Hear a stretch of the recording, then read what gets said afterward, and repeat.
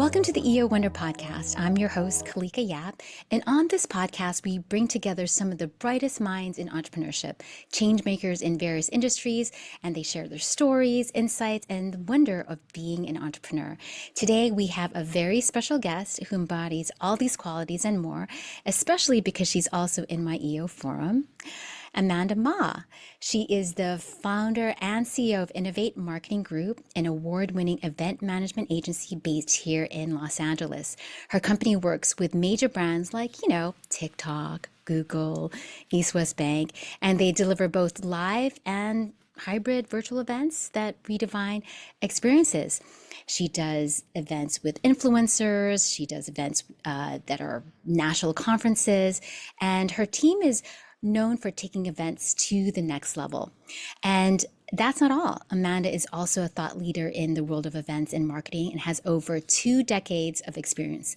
She's earned recognition like being named one of EventX's top 100 most influential people in the event industry globally and has appeared on Biz Bash's list of the 100 most influential event professionals in the United States.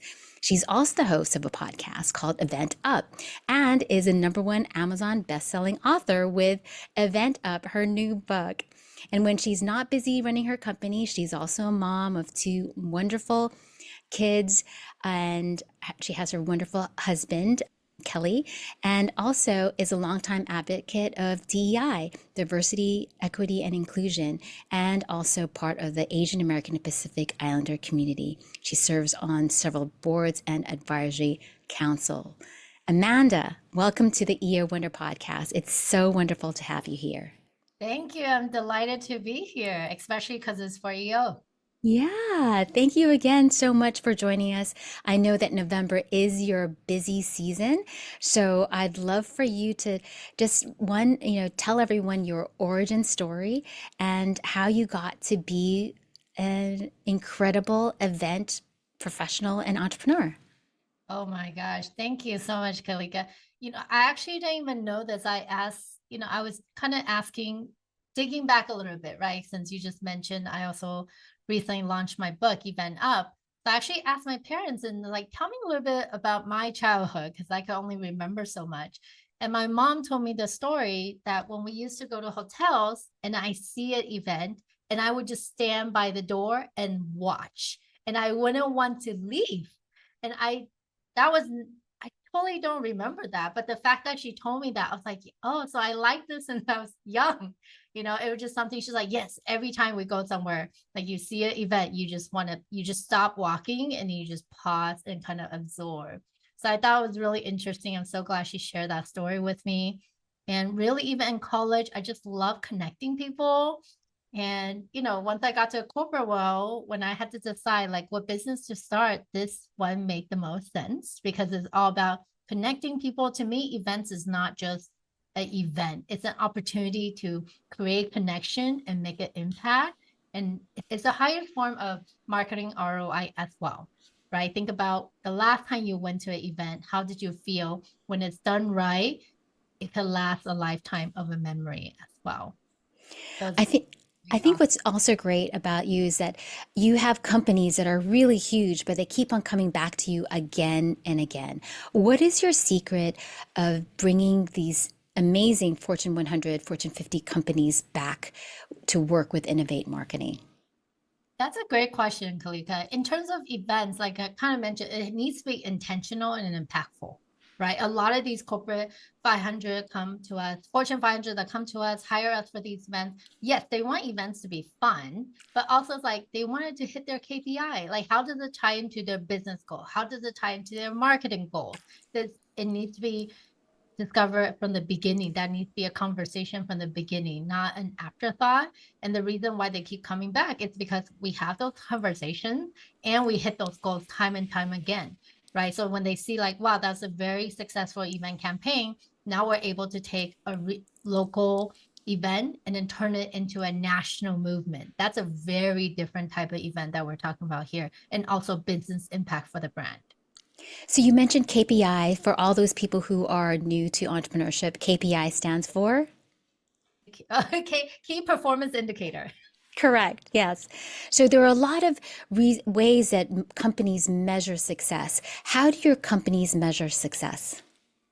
Well, we definitely ask for the KPIs from the beginning. And there are times I have to say there's some company will come and they don't have that. And that's totally okay. But it's just about having and building that conversation. Like what's important other than you want this to be a well-attended event or the sales event or the brand awareness. There's so many ways, so many intentionality, but I think it's very important to talk about it, right? Especially if there's brands that just do these conferences or galas every year. It's not just hosting another gala, but rather like how can we help you level up and can we help you fulfill that intentionality at the end of the day?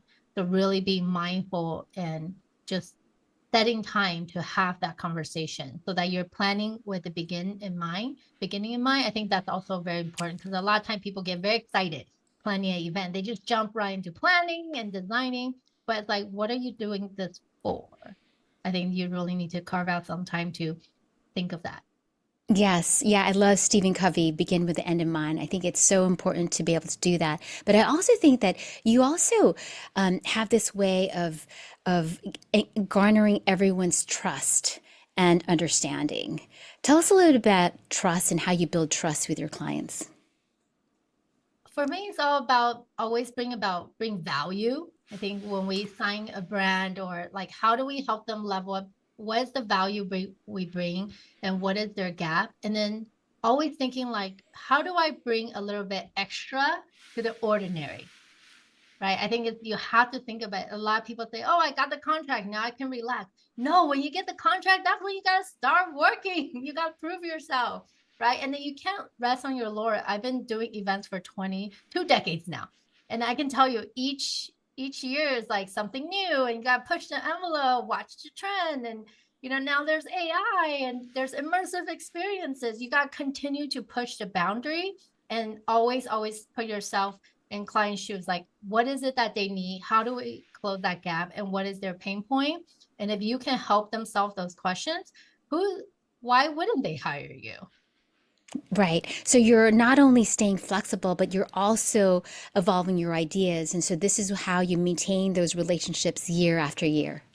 Yes, and I'm also thinking like you have to think strategically, right? We kind of talk about that. Like event is not just for the purpose of the event, but it's a tool to help push their business or marketing initiatives. And so there's certain time like we'll see a fun activation or like a really awesome activation. And maybe we're not working with that client that year, but we'll literally snapshot and then send and say, "Hey, Kalika, I saw this. I thought of you." Right? That's telling them like, hey, they still think of us even though we're not currently active. Well, guess what? When they become active and they have the funding for the next year, who are they going to call? They're going to call you. And building trust, I think that's a great question because I love that. I think for me, when I started this business, I'm not in it for the short term. I'm in it for the long run, right? I want people to know when they give us a project or a series of projects, they know they will be in good hands. They can sleep a little bit better every night knowing that Innovate Marketing Group is have their back when it comes to all their event needs. Yeah, I also love how, I've been to several of your events that you've created for these huge organizations, and there's always something unexpected. There's always like this unexpected surprise or delight. How do you keep on coming up with these ideas? How do you keep on staying on trend? Ask that because I talk about that in my book on chapter 3, Innovate, right? And you have to continue to think like it cannot be the same event you attended last year or they attended last year. And you have to constantly look around. Like I get inspired by everyday life. I mean, I love traveling. So, and just even people, right? And then watching and see like what is trending from it could be. I remember during the pandemic, like tie dye was popular. So for one of the virtual events, we came out with tie-dye virtual experience and then we sent everybody kits and then we did Lego building for like internal engagement, and then for sales initiative we came up with even more ideas, right? Like what is trending, what people can really resonate with. And in terms of surprise and delight, that's like my favorite because the last thing I want is for people to come like Kalika to come and say, "Oh, this is exactly like last year." That would be like I just don't want to hear that. I want to be like, oh my gosh, I totally did not expect that. Right. So there's different ways you could kind of infuse that. And sometimes it doesn't have to be big ideas in the sense that it doesn't have to be expensive. So to give you an example, one year we did a Women's Day Out event. It was 1,000 people. And literally we just hired these like really good looking guys, like models, brand ambassadors, whatever you want to call them. But what we did was, when it's 2,000 people trying to come in for a Women's Day Out event, as many registration stations we have, there's still going to be a line. But we wanted to elevate that experience. So we hired these guys and then we had them pass out Ghirardelli chocolate. And then now people are in line. They have, a good looking guy coming over. We even had one guy in guitar.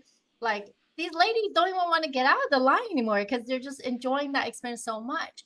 Right. And what I always say is like when you kind of build up the anticipation, if the registration line is like this, can you imagine when you get into the event what that experience will be like? And I truly believe that event shouldn't just be like event day. It's like pre and post as well. It's the whole ecosystem of event experience.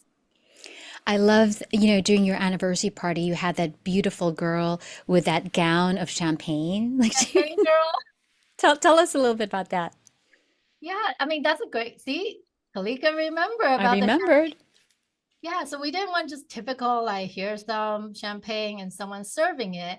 We actually hired this talent where she has a champagne, it's like dress, but you could prop like, I think 200, something like that, champagne on her dress. And she's actually mobile, so she can move around. But we had that as like close to the entrance. So when people come, it's different, right? So just always thinking about how we can infuse like different elements into that. So I'm glad it worked because, yeah, Kalika remember and lots of other people comment on it. Like, how do I get a champagne girl? Right, right, right. And I also love how, when I was there too, you also had someone doing boba, and they were also Asian American Pacific Islander, people. So I really love how you also give opportunities to people of AAPI descent. Tell us a little bit about how, why you're such a big advocate for diversity, equity, inclusion. Oh, you asked all the right question. I mean, first of all, I love champagne. Kalika already knows this, and I love boba. So then when we're planning the whole anniversary celebration, the team was like, we have to have champagne. We have to have boba because otherwise it's not going, even though it's a company event, but still I'm the founder, right? And they said, we got to put that because all your friends is going to know, like, they're going to be looking for the boba. They're going to be looking for the champagne. But the boba, like we really want to, I'm also an API myself. I'm a woman business owner. And I've been so grateful that I have so many people that supported me and I wanted to pay it forward. So really this happened to be an API boba place that just opened in San Marino. And we, as an agency, we support a lot of diverse business as well. And then we went to try it. So we had a whole vetting process, Kalika. We had to try all the boba. And it's like, this is great. Okay, we're going to hire you to do ours. So that's kind of like the backstory. And then now we use them for other events as well. And I'm a frequent customer on the weekends. And what's great about you, because I can really feel your passion, and it's really not just a checkbox for you. It's not like, oh, okay, here I hired one Asian entrepreneur, check. You really are committed to building a more inclusive industry. Also, I think it's fun. You get to try, you get to sample like different cultures and it really shines through. So I think, I don't know, I always need fun in my life. So maybe just that really comes through too. But I also think like life is not singular. It's very, if I could be you don't have to be big to be a movement. I think it starts small and everybody have the opportunity to do something like this where they could just give someone an opportunity, especially for a diverse vendor because maybe they're a little bit more marginalized or underserved. So when there's a good fit, we definitely, want to make sure we kind of infuse that. There's even events like last year, we did a huge DI nationwide event campaign for a national brand, same thing. So it was like, but we were focusing on building two communities with it for that brand. So it's the Latinx and then the Black.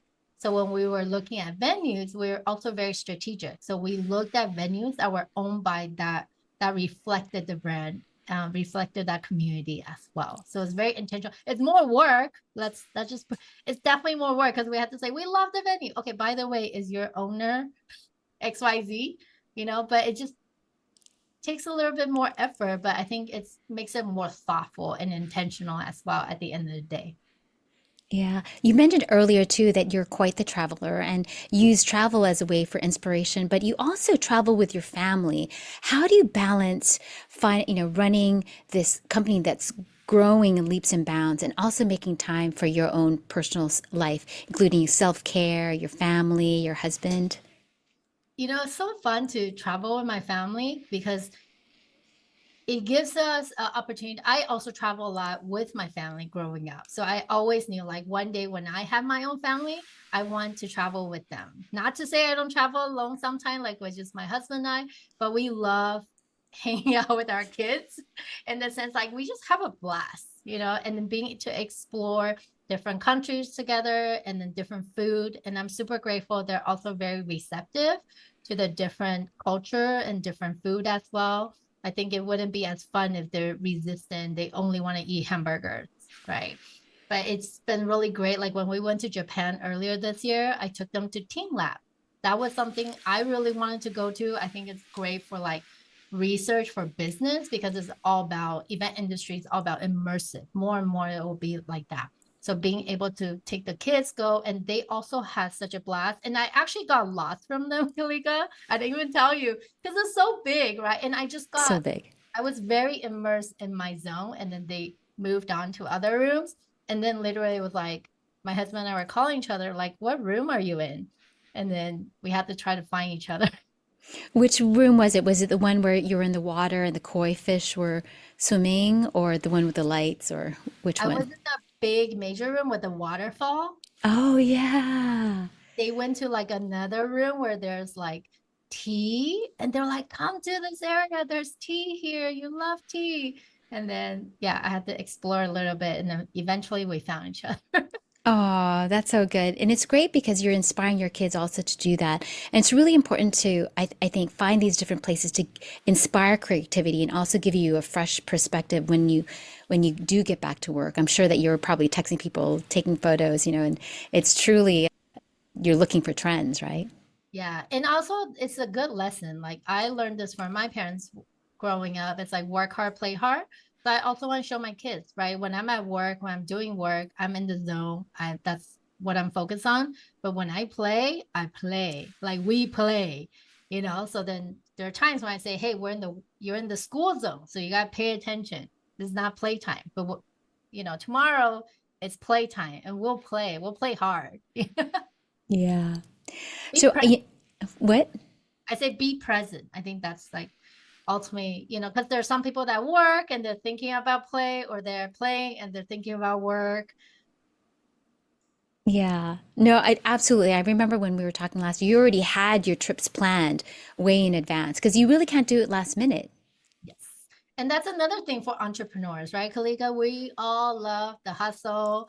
We love just like the busy. We love like going for the next contract. But then I realized, you know what? Like my family is very important. Like that was one of the big values growing up. So I plan out my business trips. I plan out the conferences I go to every year. Why don't I plan out also for travel? So like beginning of the year, it's already blocked off. Like my executive assistant already know, like, nope, she's off limits. So I usually take one for the summer, a big trip in the summer, and a big one end of the year. And I'll take a bunch of mini trips in between. So then I can also recharge. I truly believe that as a leader, we cannot serve out as an empty vessel. So you got to recharge so you can come back and be a better leader for your team and for everybody you're serving, your clients, your network, as a daughter-in-law, as a daughter. Yeah, so when you're full, you can also, what they say, pour from your full cup. Yes. Yeah. So, I would love to hear some of the advice that you'd like to give entrepreneurs who are just starting out, especially those who want to enter the events industry. What would you say to them besides buy your book? Yes, buy the book, read it, and you got it. No. I would say in general, as an entrepreneur, my advice would be don't be afraid to take risk. I was very conservative as an entrepreneur. And honestly, it wasn't until a few years ago when I became not more brave, but just took bigger risks. And sometimes the entrepreneur, you have to do that. Not to say like, yeah, just like take bigger risks. I think that was my biggest lesson learned. And then now I continue to push the boundary when it comes to risk. Just get comfortable with the uncomfortable in that sense when it comes to business. And just, I don't know, I love learning. Like during the pandemic, I really step up. I took a Toastmaster class because I was being asked to speak more. And it's definitely not natural for me. I'm not like a Kalika. I was very shy behind stage. I sometimes I'm like, I don't want to go up. Like, can I have one sentence even when I was on different boards? And they say, you go up. I'm like, do I have to? Nowadays, I'm like, yeah, I'll do it. It's different, but that takes practice, right? So I had a Toastmaster and I hire a speaking coach. So that was something, again, get comfortable with the uncomfortable. And nowadays is just a lot easier. I'm still on that journey. So for anyone who's tapping to speaking engagement, I think just the more you practice, the easier it will get also. Oh, and you are so funny. Everyone, I mean, don't, Amanda is a phenomenal speaker. She always has us in stitches. And it comes across so naturally. Like you don't even plan it out and you just come out and so funny. Oh, thank you. Thank you. Yeah. And then as far as for event planning business goes, if you're looking to dabble into this industry, definitely is not for the faint at heart. It's something like I would say either you're passionate about it or you're not. Because it's it's pretty stressful, but if you love it, you love it. And it just, I've been doing it for 2 decades. People ask me, like, don't you get sick of it? Aren't you tired? And I still love it and I enjoy it. And I thrive on those moments when I see clients walk in or I get that email when they say, oh, your team did an amazing job. We can't wait to do more events with you and your team. That's something I really look forward to, right? And just don't be really learn, like think about what the client wants. That's what I would, my advice would be. Like it always goes back to the client. Like what, how can you add value? How can you close their pain points? Right. So in EO, we have this thing, as you know, it's top 5% and bottom 5%. And we've talked a lot about your successes. Can you share with your audience, our audience today, like what is a bottom 5%? What did you overcome? What challenge did you overcome? Wow. Kalika also knows this, but I used to own, previous to this current agency, I had another agency and I actually went through business dissolution, which is like a divorce, but for your business. And I would say for the bottom 5%, that was probably that was a hard period in my life. You know, I almost went into depression because just think about a baby, like you put so much, I pour my youth into that company, 8 years, and then you tell me I have to dissolve it, essentially give it away or just say goodbye and start again. Right. And I was definitely at a crossroad, like, do I want to start another agency or do I just go and get a job or just stay at home and be a mom? Because by then I had my second child. I was pregnant with my second child, you know, and that was like really, really hard time. Another time, definitely the pandemic. I mean, the whole world was shut down and we do events. We do live events. Back then, I didn't do virtual events. And I actually brought this to my forum. I was like, you guys, my business is in really dire needs. Like, what do I do? But one thing I was certain is like, I don't want to shut down. I want to try to think of ways to like keep this going. But my big question mark is how. But I definitely went through that time where I was just like, oh my gosh, I was like panicking, you know, for a little period of time, but you had to get out of that, right? But it was very much, but then because of EO and because I have my forum, because I have my EO group, that I have all these resources and people that I could talk to, and just having someone that you could talk this out with is so much healthier. Because internally, when it first happened, I was like, oh my God, what do I do? How do I pay the bills?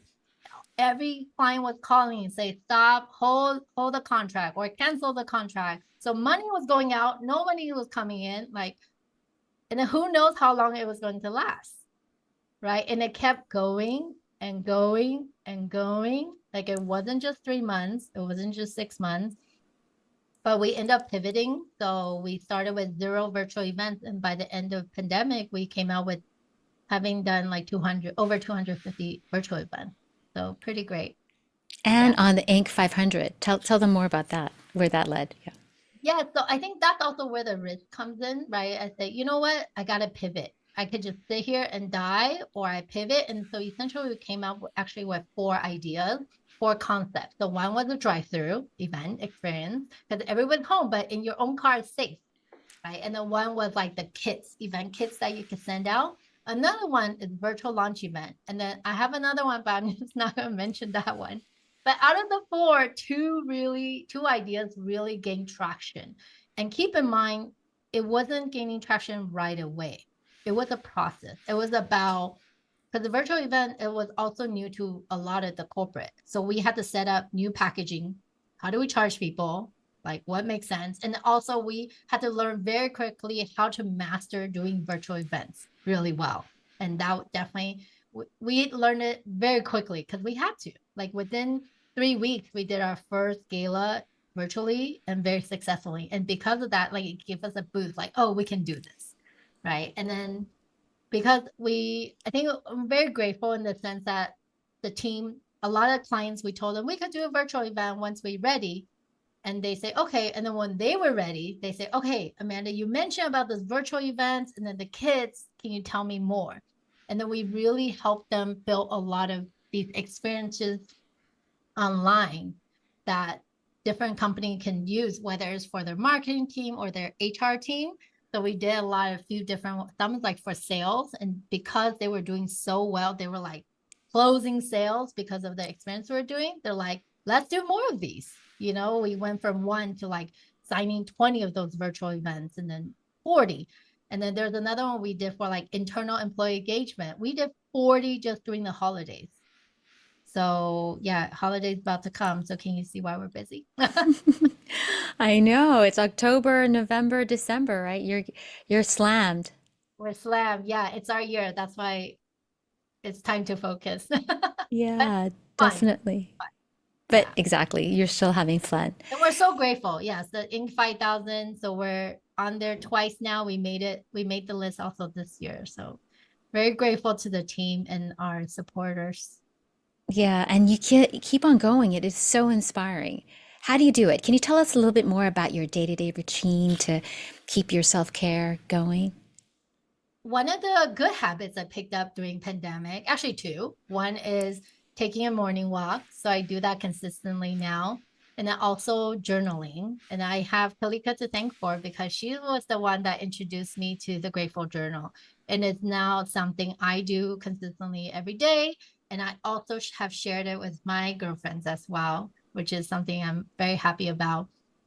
That's part of my routine, and drinking my green tea. I think just like getting into the mindset, like preparing for the day, because the rest of the day is super busy. I'm a mom of 2 boys, and I do the morning drop off, and then my husband does the pickup. But that turned out to be a great arrangement because morning, I have more control over my morning. And then once the day starts, it goes, right? So from podcast interview to important meeting with my leadership or client meetings or attending different conferences or events. And before you know it, the day is over. I'm grateful that it's very productive, but over the years, I also have to really craft it so that it's more strategic. So I'm not just quote unquote busy, but it's very intentional as well. I'd love to talk to you about your book that just launched, Event Up. Why did you write that book? And how can everyone who's listening today benefit from getting a book like yours? I've been doing this for 2 decades. I was like, how can I contribute to the world to pay it forward? And there's a lot of brands that I can't support, right? Because maybe we're just out of their range. But I figure if I put a book together, then at least they can read it and hopefully because at our agency, we have our own process. It's called the impact process, which we copyright it so that people could use the same process and use that for their events as they're planning. So I wanted to not only kind of share that and also inspire the next generation of people who want to get into this industry and just share some behind. I don't know. There's so many stories, that people don't even know. There's one chapter I actually talk about. I was preparing for my first kid and I went to talk to my OBGYN. I say, hey, when will the baby come? Because we were in Q4, which is our busy season. And then Dr. Yu say, well, plus and minus 3 weeks. I say, no, no, no, Dr. Yu, you didn't hear me correctly. I need to know when is he coming. And then she just laughed at me and she say, it doesn't work that way. Babies just come when they want to come, right? And good thing she told me, but because of that, I end up managing my company differently in the sense that I have to let go a lot more, and I basically plan as if I will not be there. And it really helped serve me in a big way because it not only helped me scale, but helped me be more accountable, right? Because if you're not going to be there, who's going to take care of the event? That's not responsible. So luckily we put all those systems in place. So the whole point is like, if I can't go, someone else can show up and do the event, no problem. And thank God we did that because my first son came 3 weeks early. My second one came 2.5 weeks early. So they all came early. So you just never know. So thank you, Dr. Yu, if you're watching this. Thank you for delivering healthy, on time, actually early babies. Yeah. But I think some of my favorite, just talking about it, like attendee experience, even today, someone reach out to me, say, hey, I'm part of this org. Like, which chapter, if I want my leadership team to read when they plan events, which chapter would you want me to focus on? And I say, I think it's chapter 6, the attendee experience. I think a lot of people plan events they're just thinking what they want. But then they forget, like, who are you planning this for? Like, what does the attendee want? Or like, what is it that you want them to experience or how they will experience, right? But until you really think that through, and for the brands that do it successfully, if the events are very successful, it's because they thought it through. They will say, wow, okay, when my attendee come, Kalika, for example, she's a business leader, she's a mom, I want her to experience this at registration. Then I want her to go here. Then I want her to do this. And I want her to be able to take away from the lesson from these speakers, right? And then when she leaves, she gets back on her cart. There's already 2 bottles of water because she's been talking all day long and networking, right? Things like that, like really mapping through like what the attendee experience. So I sprinkle in some of those lessons, and as well as like, different checklists, and I call it gifts also that people could download so that it helps them can create better events too. What was the experience like? Because a lot of entrepreneurs want to write their book, and you actually did it. I mean, it's a huge feat to do, especially when you're running a busy company. What was that like? I didn't think I could do it at first. I was a few years ago, I was part of a collaboration book, so which means I only wrote one chapter. And then that experience encouraged me. I was like, oh, I could do one chapter. This is pretty fun. And that really propelled me to say, you know what? I could write the entire book myself. Then it's really about, okay, how do I want this book to play out? And really getting the right partners in place to make sure strategically to do it. And because the book is not a priority, I'm still running a business. I'm involved in different boards, and I have a mom, like a wife, everything that you just mentioned. So it's really important to have accountability. So someone could say, hey, like, how's your book going? And if it's not moving at the pace it should, I mean, you ask for some grace sometimes, but also like someone that can hold you accountable that can check in on you too. So that was really great to be able to have that. And for me, that was my team. So I actually put it on my vision board for 2023. I said, I'm going to work on a book and then we're going to release it in 2024. So they would check in on me. How's it going? Where are you in your status? And then, there are times when I literally had to say, you know what? I didn't finish like this chapter, but then that's great. That's a reminder for me. Hey, you got to pick this back up. But aren't you so proud of yourself? Like you did it. It's pretty fun. I mean, I'm very proud, and honestly, it didn't really hit me until recently when I share with my kids, like, oh, mommy finished my book and I'm gonna launch it. And they're like, can we get a copy? And that was when it hit me like, oh my gosh, I wrote a book and my kids want a copy. So it definitely it was a full circle moment for me, and being able to share some of my insights from the 2 decades I've been doing events. Like sometimes I forget that I've been doing this for so long. So it's really nice to kind of put some of the highlights and sprinkle it into the book. So what's next for you? definitely not another book yet. I need a break. You need a break. Plus, it's event season.